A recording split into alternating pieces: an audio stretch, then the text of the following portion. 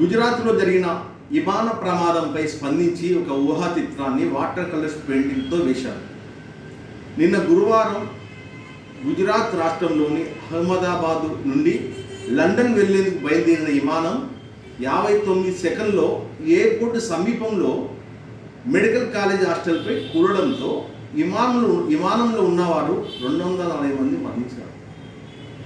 విమానం పడిన medical college హాస్టల్లో 50 మంది మరణించారు.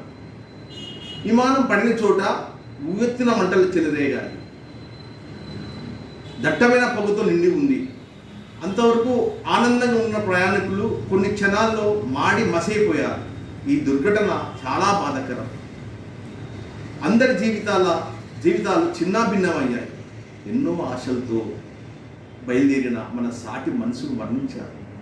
మరణించిన వారిలో గుజరాత్ మాజీ సీఎం విజయ్ రూపాని కూడా ఉన్నారు. నేను వేసిన ఈ చిత్రంలో విమాన ప్రమాదంలో ఎగిసిన మంటల్లో భయాందోళనతో ఆర్తనాదాలతో మంటలతో మరణించిన వారు, గుర్తుపట్టలేని కాలిపోయిన మృతదేహాలు, తెగిన శరీర భాగాలు, రక్తపు మాంసపు ముద్దలు ఇలా ఈ చిత్రంలో చూపించాను.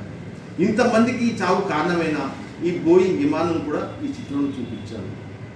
మరణించిన వారికి నా కన్నీటి చిత్రం నివారణ మాటలు కందని విషాదం, మనసు కలిసి వేసిన ఈ దుర్ఘటన, ఇలాంటి దుర్ఘటన ఎప్పుడు జరగకూడదని కోరుకుంటున్నాను. మరణించిన వారి ఆత్మలకు శాంతి కలగాలని, వారి కుటుంబ సభ్యులకు నా ప్రగాఢ సానుభూతి ఇవ్వాలని, ఇకనైనా ఇలాంటి సంఘటన జరగకుండా కేంద్ర ప్రభుత్వం చూసుకోవాలని కోరుకుంటున్నాను.